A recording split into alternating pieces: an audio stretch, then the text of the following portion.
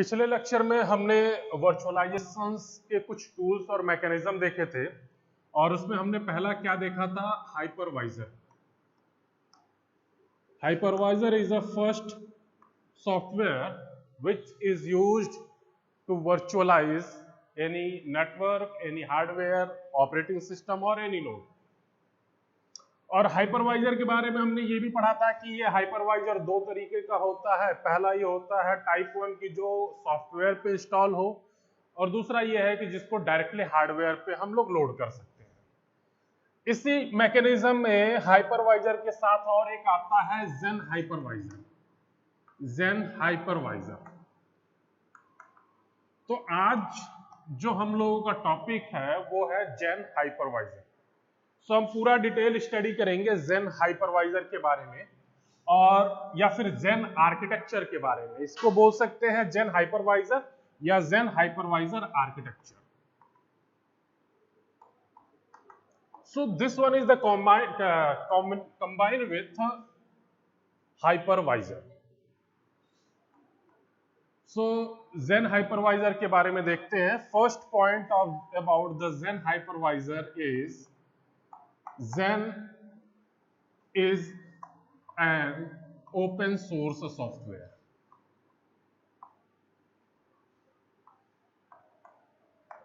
सबसे बड़ी दिक्कत यही है कि भाई VMware खरीदेंगे तो Oracle का लाइसेंस परचेज करना पड़ेगा। तो उसके डिसएडवांटेज को रिमूव करने के लिए सबसे पहला काम तो यही था कि कुछ ऐसा ओपन सोर्स सॉफ्टवेयर हो जिसके थ्रू हम वर्चुअलाइज कर सकें। सो this one Zen is an open source software। And second point, this one is a kernel based hypervisor। Zen hypervisor is a kernel based hypervisor। And third point, Zen provide a mechanism by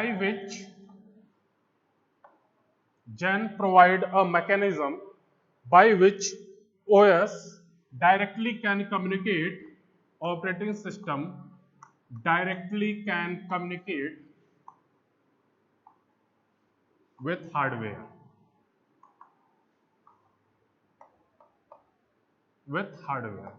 अभी ये सारी चीजें जो point लिखी जा रही है इसका मतलब क्या है, ये इंपॉर्टेंट है। ये लिखना इंपॉर्टेंट नहीं है या लिख के पढ़ लेना इंपॉर्टेंट नहीं, हर एक चीज का अपना बेसिक कॉन्सेप्ट है। इसको हम आर्किटेक्चर में देखेंगे कि क्या क्या मतलब होता है। सो ये कर्नल बेस है। कर्नल बेस होने का भी अपना एक एडवांटेज है। दूसरा ये है कि ये डायरेक्टली हार्डवेयर के साथ कम्युनिकेट कर रहा है, इसका भी एडवांटेज है। एडवांटेज क्या है वो हम आगे देखेंगे। And next point is the core component of Xen hypervisor. The core component of Zen hypervisor is kernel, application and operating system। These are the 4 points। अब हम इन्हीं के बेसिस पे आर्किटेक्चर को डिस्कस करते हैं।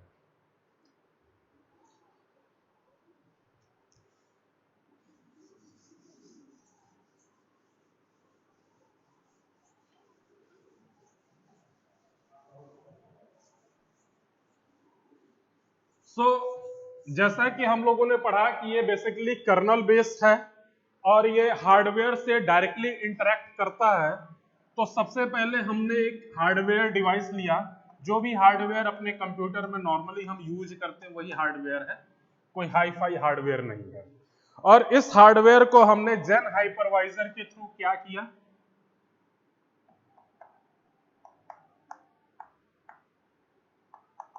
किया, पहला काम तो हाइपरवाइजर के यही है कि वर्चुअलाइज करना।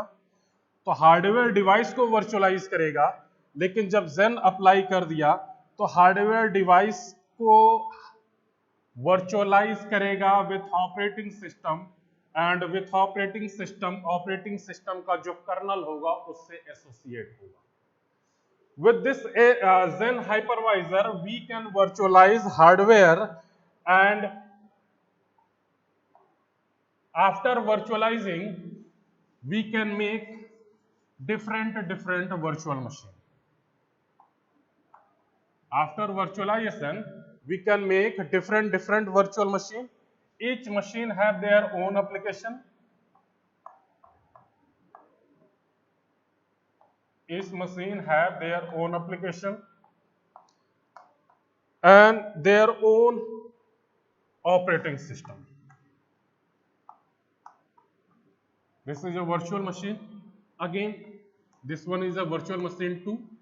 This one have also their own applications, और इसका भी खुद का अपना एक अलग वर्चुअल या फिर जिसे बोलते हैं गेस्ट ऑपरेटिंग सिस्टम होगा. वर्चुअल या गेस्ट ऑपरेटिंग सिस्टम होगा. फाइन. तो इतनी कहानी तो हो गई हमारे जेन हाइपरवाइजर के मैकेनिज्म की. अब बात आती है कि भाई कम्युनिकेशन कैसे एस्टेब्लिश होगा. जो हमारा होस्ट हार्डवेयर है वो कैसे कम्युनिकेट करेगा गेस्ट हार्डवेयर के साथ. Means this one hardware, how any application can communicate with this hardware, how this any application can communicate with this hardware devices.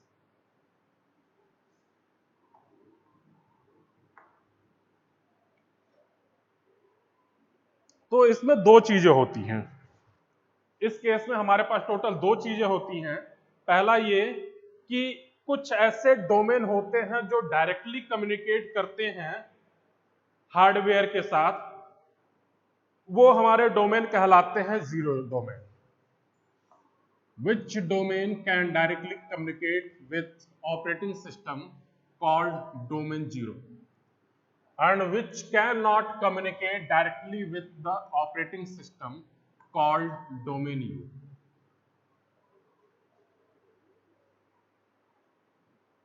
So अभी क्या है कि जेन हाइपरवाइजर में अगर मैंने हार्डवेयर डिवाइस को वर्चुअलाइज किया हुआ है और दो वर्चुअल मशीन बनाया हुआ है, हर एक वर्चुअल मशीन का अपना अलग ऑपरेटिंग सिस्टम है, तो हमारे पास दो वर्चुअलाइज यानी दो गेस्ट ऑपरेटिंग सिस्टम हुए. This one for virtual machine 1, this one for virtual machine 2. तो किसको हम डोमेन जीरो बोले और डोमेन यू बोले, तो ये अपने ऊपर डिपेंड करता है कि जिसको मुझे प्राथमिकता देनी है या जिससे हमें डायरेक्टली काम लेना है उसका नाम हम लिख देते हैं डोमेन जीरो, और जो हमारा सेकेंडरी है वो हमारा हो जाएगा डोमेन यू. जो हमारा सेकेंडरी है वो होगा हमारा domain you. So operating system which has control ability called domain zero, an operating system which has control ability, an operating system which has control ability called domain zero.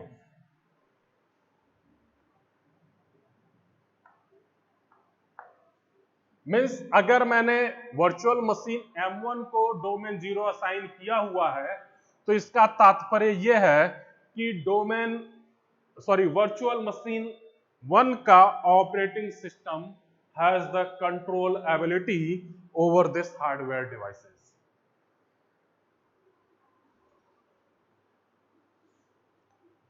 And this domain zero first boot, this domain zero अगर हमने virtual machine 1 के operating system को domain zero assign किया हुआ है, then this domain have loaded at the time of boot.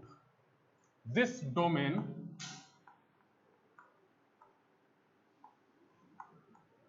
Has been loaded at the time of booting, जब हमारा system boot करेगा first time, then domain 0 load हो जाएगा।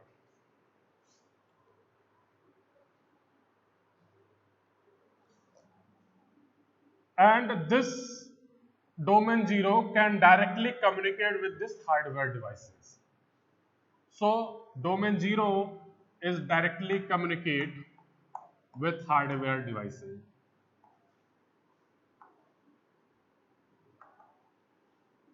Directly communicate with hardware devices. तो ये हमारी कहानी थी zen हाइपरवाइजर की। अभी तक हम लोगों ने दोनों अलग अलग पढ़ा। क्या अलग अलग पढ़ा कि हाइपरवाइजर क्या होता है, जो कि हमने कल पढ़ा था, और आज हमने पढ़ा कि zen क्या होता है। लेकिन अगर एक्चुअली में देखा जाए तो ये दोनों मिल करके ही काम करते हैं, इनका सिंगल अपना कोई एग्जिस्टेंस नहीं होता है। हाइपरवाइजर मींस zen के साथ मिलकर कार्य करेगा। This is known as a zen hypervisor. तो zen हाइपरवाइजर की अगर हम बात कर लें तो सबसे पहला हाइपरवाइजर का कॉन्सेप्ट हमने कल के लेक्चर में क्या देखा था कि hypervisor is a software which is used to virtualize our system. तो अगर हाइपरवाइजर हमारे सिस्टम को वर्चुअलाइज कर रहा है, कहने का तात्पर्य यह है कि अगर हमारे पास एक कंप्यूटर है और उसको मैंने वर्चुअलाइज करने के लिए हाइपरवाइजर यूज किया हुआ है, तो उस पे मैं करीब 2, 3, 4 जितनी मेरी इच्छा करेगी उतने ऑपरेटिंग सिस्टम रन कर सकता हूं, अगर मैं ऑपरेटिंग सिस्टम का वर्चुअलाइजेशन किया। और मैं ये चाहता हूं कि केवल जो मैंने कल आपसे क्वेश्चन पूछा था, एक बहुत बढ़िया क्वेश्चन पूछा था, और वो क्वेश्चन हमारा यहां से आंसर निकलेगा कि कैसे हमारा कम्युनिकेशन करता है। उस एग्जांपल को लेकर के फिर से चलते हैं कि अगर हमारे पास एक लोकल सिस्टम है, लोकल कंप्यूटर है हमारा, और इसको मैंने हाइपरवाइजर के थ्रू वर्चुअलाइज किया हुआ है, हाइपरवाइजर के थ्रू वर्चुअलाइज किया हुआ है, then we can say that कि हमारा यही local system now will become a virtualize system which have more than one operating system. अगर हमने ऑपरेटिंग सिस्टम का वर्चुअलाइजेशन किया हुआ है, then this virtual machine have more than one operating system. So this one is known as a host computer and these all are known as a guest computer. और अगर मैं operating system के virtualisation की बात कर रहा हूं, then this is called host operating system and these are the called guest operating system. So these are called guest OS. कुछ भी हो सकता है, जो आप लोगों की मर्जी। तो ये हमारा हाइपरवाइजर का कॉन्सेप्ट था। अब इसके साथ हमने एक और जोड़ दिया zen, तो ये अब कहलाएगा zen हाइपरवाइजर। तो zen हाइपरवाइजर का क्या मतलब है, अगर मैंने जो भी गेस्ट ऑपरेटिंग सिस्टम बनाया है उसमें से मैंने एक नोड को बोल दिया that you are a domain 0 और बाकी सबको बोल दिया कि भाई तुम लोग क्या हो, डोमेन यू हो। Now this domain 0 can directly communicate with the host operating system and domain U cannot communicate with the host operating system directly. करेगा, कैसे करेगा वो बात का काम है, but these domains cannot communicate directly with the host operating system. Now in this case the application available in host operating system can communicate with the applications available at the guest operating system. So this is the concept of zen hypervisor. तो ये हमारा पहला था tools and mechanism में। First tools और first mechanism क्या था, zen hypervisor। Second देखते हैं, सेकंड मैकेनिज्म फॉर वर्चुअलाइजेशन और second tools for the virtualisations is binary translation with full virtualization. Binary translation with full virtualization.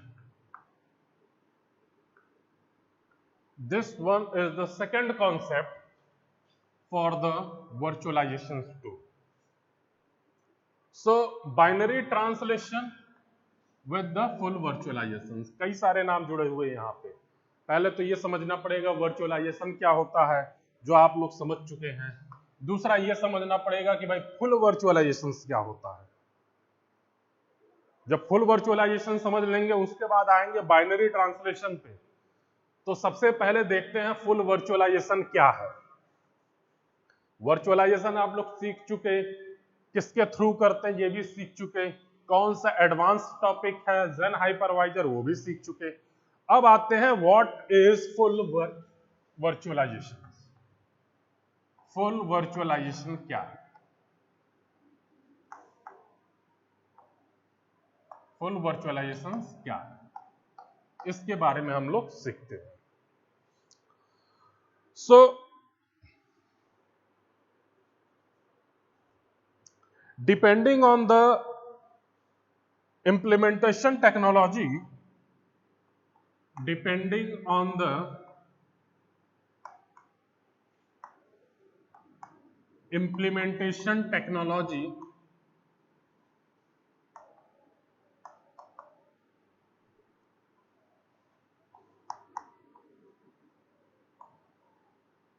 hardware virtualizations can be categorized into two parts. Hardware virtualizations can be categorized into two parts. First one is a full virtualization. First one is a full virtualization. And second one is a host based virtualization. Second one is a host based virtualization. ठीक है. तो जो हम बात कर रहे हैं binary translation with full virtualization, तो पहले हम देखेंगे फुल वर्चुअलाइजेशन के बारे में, उसके बाद देखेंगे होस्ट वर्चुअलाइजेशन के बारे में, उसके बाद देखेंगे हार्डवेयर वर्चुअलाइजेशन के बारे में. तो एक एक करके देखते हैं. पहला जो हमारा है वो है फुल वर्चुअलाइजेशन. फुल वर्चुअलाइजेशन किस लिए आया कि जब भी हम हार्डवेयर को वर्चुअलाइज करने की कोशिश कर रहे थे तो दो चीजें निकल के आ रही थी. क्या मैं उसको होस्ट बेस वर्चुअलाइजेशन करूं, क्या मैं उसको फुल वर्चुअलाइज करूं. तो करोगे तभी जब पहले समझोगे. तो एक एक करके समझते हैं क्या होता है फुल वर्चुअलाइजेशन और क्या होता है host virtualization.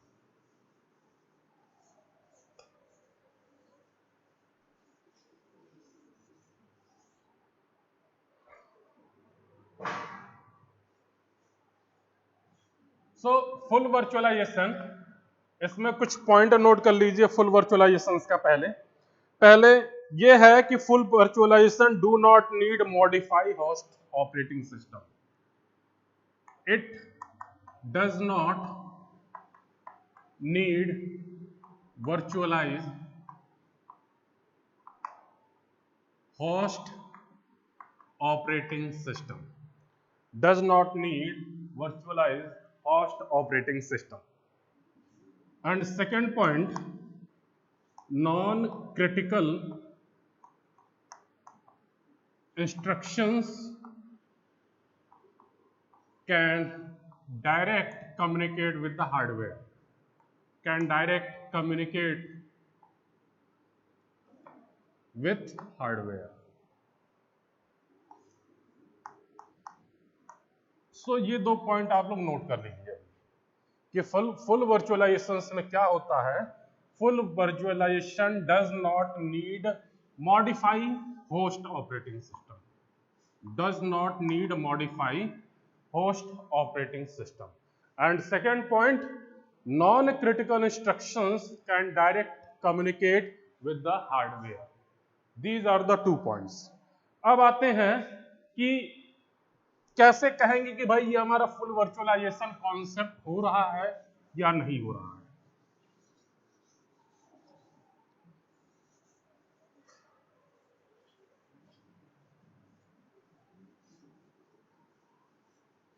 So full virtualisation को हम समझते हैं कि किस तरीके से होता है। एक हमारा सपोज का this one is a hardware level,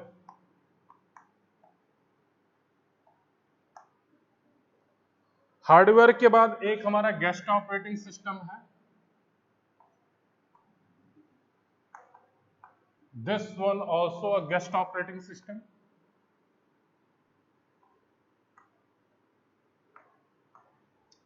ये हमारा हार्डवेयर है, ये गेस्ट ऑपरेटिंग सिस्टम है, ये गेस्ट ऑपरेटिंग सिस्टम है। और भी कई सारे गेस्ट ऑपरेटिंग सिस्टम होंगे, लेकिन अभी हम दो की बात कर रहे हैं। और ये गेस्ट ऑपरेटिंग सिस्टम हार्डवेयर से कम्युनिकेट करना चाह रहा है। बात चल रही है हमारी फुल वर्चुअलाइजेशन की।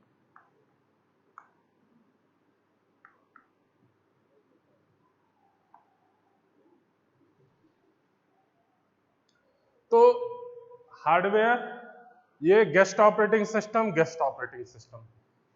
गेस्ट ऑपरेटिंग सिस्टम कोई प्रिविलेज इंस्ट्रक्शंस भेजेगा हार्डवेयर को।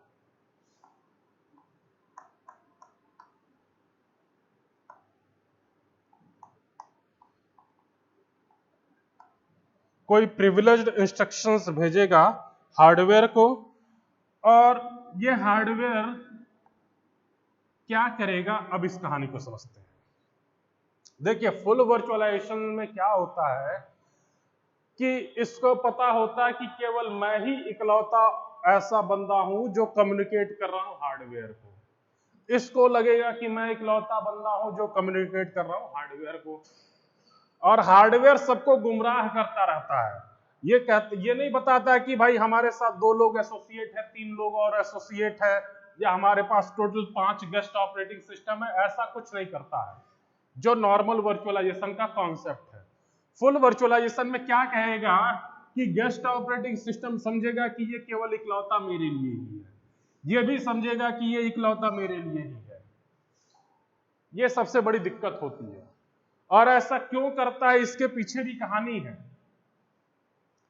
तो ये पूरा का पूरा एक तरीके से ब्लाइंड रख रहा है इस गेस्ट ऑपरेटिंग सिस्टम को, और सेम हार्डवेयर दूसरे गेस्ट ऑपरेटिंग सिस्टम को भी ब्लाइंड रख रहा है, एग्जैक्ट इंफॉर्मेशन नहीं दे रहा है। अब क्या करेगा कि कोई privilege instructions is instructions which is harmful for the hardware component of host operating system, like as हमारा ओरिजिनल कंप्यूटर रैम रख रहा है, कुछ रजिस्टर रख रहा है, तो प्रिविलेज इंस्ट्रक्शंस रजिस्टर को नुकसान पहुंचा सकते हैं, रोम को नुकसान पहुंचा सकते हैं। अब मेरे घर में कोई मान लो मेहमान आ रहा है और मेरा सामान तोड़ के चला जा रहा है, तो मेरे लिए तो नुकसान ही है। मेहमान के लिए भले ही कोई नुकसान ना हुआ, लेकिन मेरे लिए नुकसान ही है। तो क्या करूंगा मैं कि मेरे दिमाग में है, या मैं कुछ ऐसा करूं जिससे मेरी ओरिजिनल चीज गेस्ट को ना मिले। पहली बात तो इस तरीके से समझ लीजिए कि दोनों को ब्लाइंड रखने वाला कि ये हमारा हार्डवेयर जो है वो एकदम बेवफाई वाला काम कर रहा है। इसको भी नहीं पता करने दे रहा है कि मेरे साथ कोई और एसोसिएट है, और इसको भी नहीं पता होने दे रहा है कि मेरे साथ कोई और एसोसिएट है। अब जब कोई भी गेस्ट एक प्रिविलेज इंस्ट्रक्शंस भेजेगा, तो ये हार्डवेयर सबसे पहले वो इंस्ट्रक्शंस देगा हाइपरवाइजर को। क्यों देगा, ये आप लोगों को पता होगा। इसलिए देगा क्योंकि हाइपरवाइजर क्या करेगा, वर्चुअलाइज कर देगा। किसको, हार्डवेयर को। तो ये हाइपरवाइजर हार्डवेयर को वर्चुअलाइज कर देगा, और ये हार्डवेयर हाइपरवाइजर को पहले एक ट्रैप इंस्ट्रक्शंस भेजेगा, और हाइपरवाइजर रिप्लाई करेगा उसको अनुसरण मींस एम्युलेट।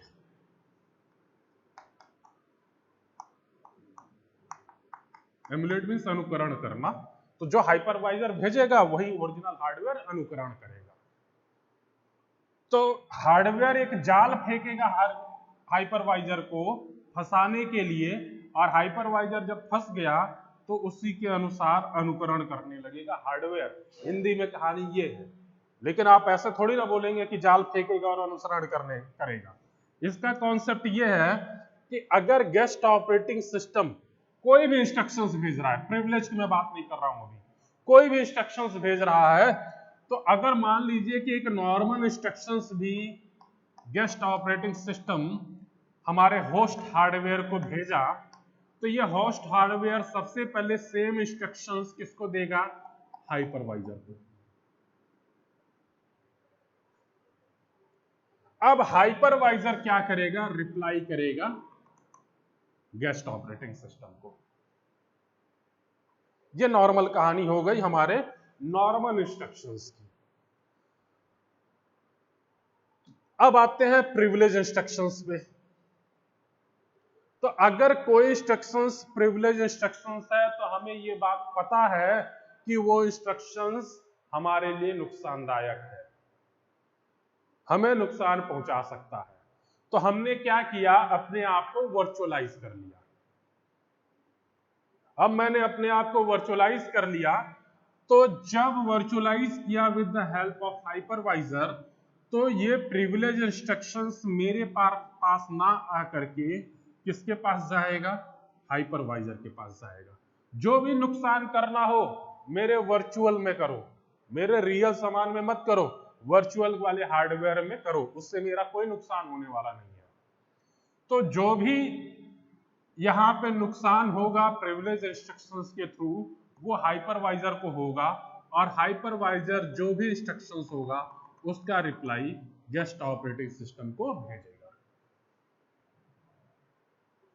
तो ये हमारा कॉन्सेप्ट है फुल वर्चुअलाइजेशन का। सेम वे, अगर ये वाला गेस्ट ऑपरेटिंग सिस्टम कोई इंस्ट्रक्शंस भेज रहा है, चाहे वो प्रिविलेज इंस्ट्रक्शंस हो या नॉन प्रिविलेज इंस्ट्रक्शंस हो।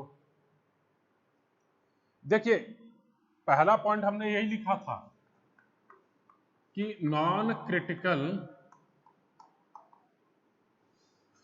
Instructions can directly communicate with hardware. ये हमारा पॉइंट था भाई, नॉन क्रिटिकल डायरेक्टली हार्डवेयर के साथ कम्युनिकेट करेगा, लेकिन क्रिटिकल नहीं करेगा। क्यों से? कि जो क्रिटिकल इंस्ट्रक्शंस होंगे वो हार्डवेयर को नुकसान पहुंचाएंगे। तो जो हमारा पॉइंट था उसके पीछे की कहानी हमारी यही थी। तो इतनी बात समझ में आ गई आप लोगों को। और क्रिटिकल क्या करेगा? क्रिटिकल इंफॉर्मेशन और क्रिटिकल इंस्ट्रक्शंस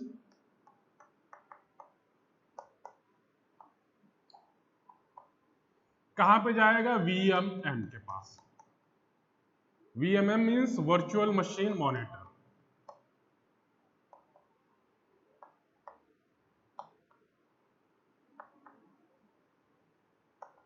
जो कि हमारा यहां पे बन रहा है किसके थ्रू? हाइपरवाइजर के थ्रू।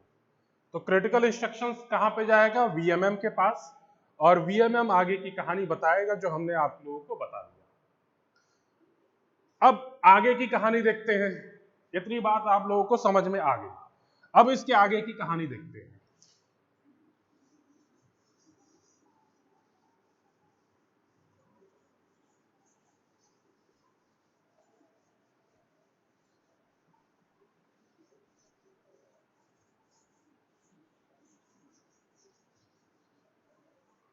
इसके आगे की कहानी यह है,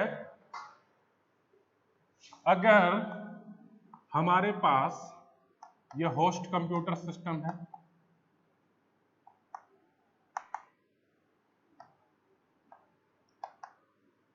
यह होस्ट कंप्यूटर सिस्टम है, मैंने कई सारे रिंग बनाए। रिंग मतलब छल्ला बनाया, मीन्स कई सारे एरिया बनाए। तो अगर मैं रिंग 0 में एक वीएमएम डाल दूं, वर्चुअल मशीन मॉनिटर, रिंग 1 में मैं गेस्ट ऑपरेटिंग सिस्टम डाल दूं, गेस्ट ऑपरेटिंग सिस्टम। रिंग 2 में भी हमारा कुछ भी हो सकता है, चाहे गेस्ट हो सकता है या होस्ट ऑपरेटिंग सिस्टम हो सकता है, तो हमने खाली छोड़ दिया। रिंग 3 भी होगा, 4 भी होगा, ऐसे कई सारे रिंग और एरिया होंगे, तो होते जाएंगे। और एक मैंने और रिंग लिया, एरिया लिया, कोई भी एरिया, मान लो मैंने 3 नाम ही डाल दिया, और इसमें हमारा ओरिजिनल एप्लीकेशन है, ओरिजिनल एप्लीकेशन है। तो देखो वही कहानी जो मैंने आपको आर्किटेक्चर के माध्यम से समझाया है, वही कहानी मैं यहां पे भी समझाने जा रहा हूं कि अगर एप्लीकेशन हमारा जो है वो नॉन क्रिटिकल इंफॉर्मेशन भेज रहा है, तो वो तो डायरेक्टली हमारा हार्डवेयर से कम्युनिकेट हो जाएगा, डायरेक्टली होस्ट कंप्यूटर सिस्टम से कम्युनिकेट हो जाएगा अगर वो नॉन क्रिटिकल इंफॉर्मेशन है, तो वो डायरेक्टली कम्युनिकेट हो जाएगा। और अगर क्रिटिकल है तो सबसे पहले वो जाएगा वर्चुअल मशीन मॉनिटर के पास, और वो वर्चुअल मशीन मॉनिटर इंटरेक्ट करेगा होस्ट कंप्यूटर के साथ। अगर नॉन क्रिटिकल है तो डायरेक्टली कम्युनिकेट करेगा होस्ट कंप्यूटर से, और अगर क्रिटिकल है तो सबसे पहले जाएगा वर्चुअल मशीन के पास, और वर्चुअल मशीन क्या करेगा, इंटरेक्ट करेगा होस्ट कंप्यूटर के साथ। कैसे करेगा इससे पहले हम लोग देख चुके, मैंने आपको बताया था कि होस्ट अपना वर्चुअलाइज करेगा with the help of hypervisor, और वही कॉन्सेप्ट हमारा हाइपरवाइजर का वर्चुअल मशीन मॉनिटर कर रहा है। तो critical can direct communicate with the hardware system, and guest operating system can binary translate of the operating system requirement. So this one is the binary translation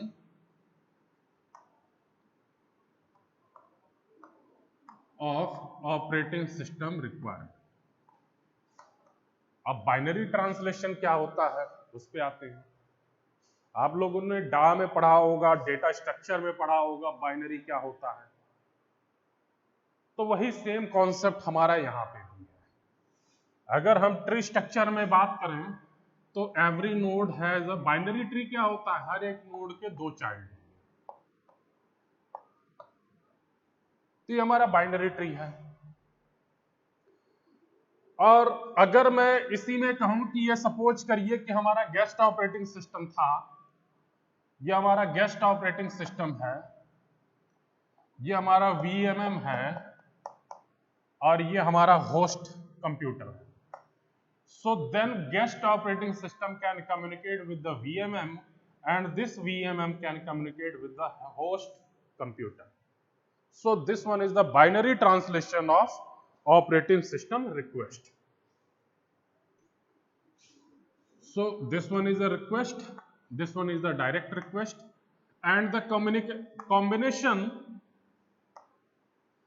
combination of direct request and binary translation of operating system request is known as full virtualization. ठीक है, so combination of direct request and binary translation of operating system request is known as a full virtualization.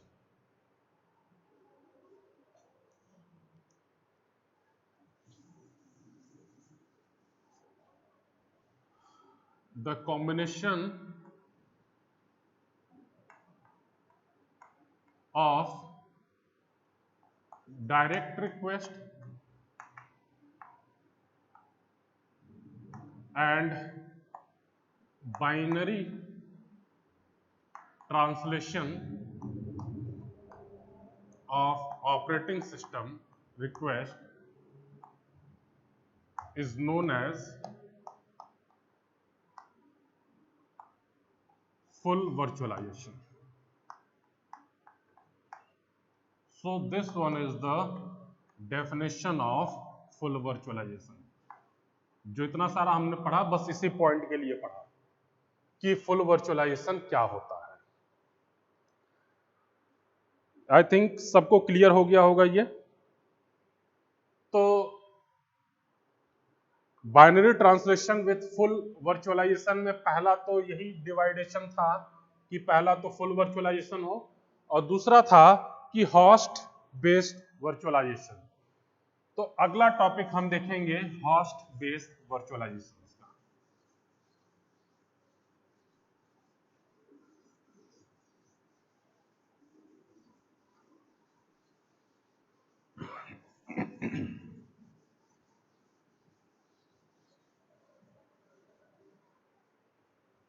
Next one is host based virtualisation.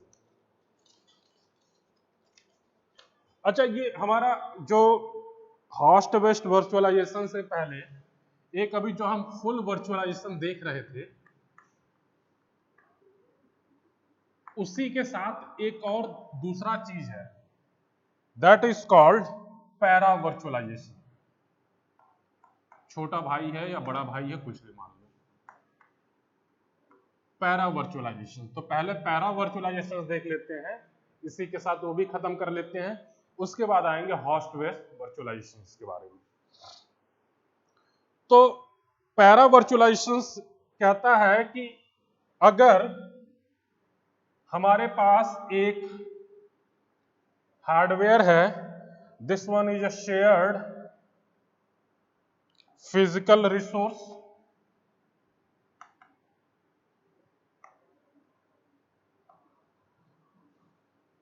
या फिर hardware या फिर server जो भी है, एक शेयर्ड फिजिकल रिसोर्स है, और इसके ऊपर मैंने ऑपरेटिंग सिस्टम इंस्टॉल किया हुआ है, ऑब्वियसली हार्डवेयर के ऊपर ही होता है, तो इसको हमने बोला this one is a host operating system. और हाइपरवाइजर के थ्रू मैंने क्या किया, वर्चुअलाइजेशन किया। हाइपरवाइजर के थ्रू हमने वर्चुअलाइजेशन किया अपने ऑपरेटिंग सिस्टम का।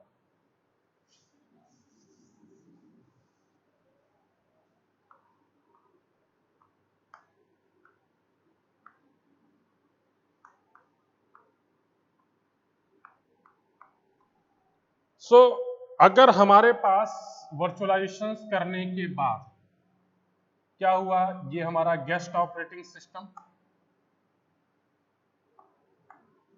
और भी हमारे पास कई सारे होंगे गेस्ट ऑपरेटिंग सिस्टम, ये सब वर्चुअलाइज है। तो वर्चुअल मतलब गेस्ट और रियल मतलब होस्ट। तो पैरा वर्चुअलाइजेशन करने से पहले हम गेस्ट ऑपरेटिंग सिस्टम को मॉडिफाइड करते हैं, और मॉडिफाइड किसके थ्रू करते हैं, ड्राइवर के थ्रू। ड्राइवर के थ्रू, जैसे आप लोगों के पास साउंड ड्राइवर होता है, ग्राफिक्स कार्ड ड्राइवर होता है, तो उसी तरीके से वर्चुअलाइजेशंस में मॉडिफिकेशंस के लिए ड्राइवर का यूज करते हैं। तो मैं किसका यूज करूंगा, ड्राइवर का। ड्राइवर का यूज करने के बाद ये क्या हो जाएगा, मॉडिफाइड हो जाएगा। ये भी ड्राइवर का यूज करने और सिंपली ड्राइवर इंस्टॉल कर लो, मॉडिफाइड हो गया, और कोई काम नहीं है। अब ये मॉडिफाइड गेस्ट ऑपरेटिंग सिस्टम एक रिक्वेस्ट भेजेगा किसको, हाइपरवाइजर को, and this request is known as a hyper call. This is known as a hyper call, hyper call. और ये हाइपरवाइजर अब request this hyper call send to the host operating system, and this host operating system send this hyper call to the hardware or server or any physical resource, and this shared resource now responds for the hypercall to the host operating system, और ये host operating system hypercall का response भेजेगा hypervisor को, and this hypervisor send a response of hypercall to the respected modified guest operating system. So this one is known as a para virtualization. यहां पे किसी को धोखे में रखने वाली बात नहीं है, जो हमारे फुल वर्चुअलाइजेशन वाली बात कहानी कही गई थी। तो यहां पे किसी को धोखे में नहीं रखना है, यह भी जान रहा है कि ये हार्डवेयर रिसोर्स किसी दूसरे के द्वारा एक्सेस किया जा रहा है, यह भी जान रहा है कि किसी दूसरे के द्वारा एक्सेस किया जा रहा है। लेकिन अगर हम फुल वर्चुअलाइजेशन जो इससे पहला पढ़े थे, उसमें इसको नहीं पता है कि इसको कोई और एक्सेस कर पा रहा है कि नहीं कर पा रहा, बस ये यही जानता है कि केवल मैं ही एक्सेस कर पा रहा हूं। तो पैरा वर्चुअलाइज करने के लिए हम सबसे पहले क्या काम करेंगे कि जो भी हाइपरवाइजर के थ्रू ऑपरेटिंग सिस्टम बना हुआ है या फिर वर्चुअलाइजेशन किया गया है, उसको सबसे पहले हम मॉडिफाइड करेंगे, और मॉडिफाइड करने के लिए हम ड्राइवर का यूज करेंगे। ड्राइवर का यूज करने के बाद गेस्ट एक रिक्वेस्ट भेजेगा, जो भी काम करना हुआ वो रिक्वेस्ट भेजेगा कहां पे, रिसोर्स पे। लेकिन ये रिक्वेस्ट डायरेक्ट रिसोर्स पे नहीं आएगा, सबसे पहले जाएगा हाइपरवाइजर के पास, hypervisor host operating system, then operating system send the information to the shared physical resource, and this one message is known as a hypercall. This message is known as a hypercall. So this one is the concept of para virtualization.